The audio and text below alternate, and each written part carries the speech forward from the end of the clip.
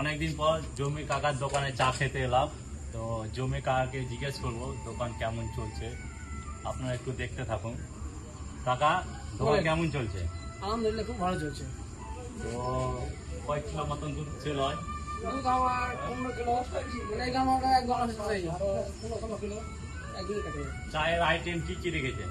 চায়ের আইটেম এখন বেশি কিছু নেই, আমি প্লেন চা বানাচ্ছি। ওটা ভাবলাম আইটেম নিচ্ছে, মটকা চা বানাবো, কাঠি চা বানাবো। এখানে লোকজন কেমন হচ্ছে? সব বাইরের কাস্টমার, এলাকার কাস্টমার কম, খুব কম। বাইরের কাস্টমার বেশি। হ্যাঁ, বাইরের কাস্টমার বেশি।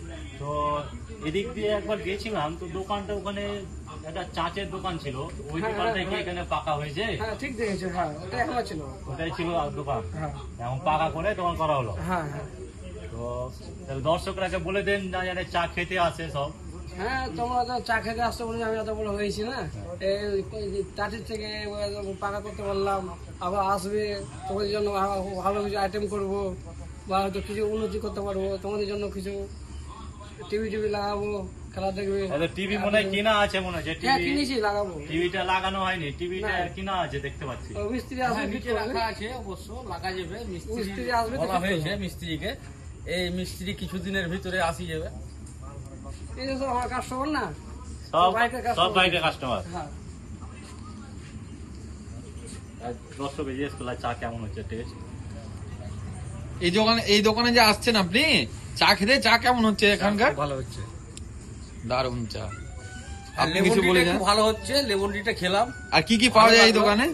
হ্যাঁ, কি কি পাওয়া যায় এখানে? এখানে এখানে আপনি পাবেন চা, কফি, হ্যাঁ, প্লাস এই যে লেমন টিটা সব জায়গায় ভালো। এই যে পান হরেক রকমের আছে, বাস বাস। হ্যাঁ, যেরকম আপনি খেতে চাইবেন সেরকমই পাওয়া যায়। এখানকার ঠিকানাটা বলে দিন একটু। এই নয়া মুকিন্দপুর, হ্যাঁ, জুম্মা মসজিদের পাশে। বাস বাস। আবুল ভাই স্কুলের পিছনে। আপনি দোকানদারের মালিক? জি।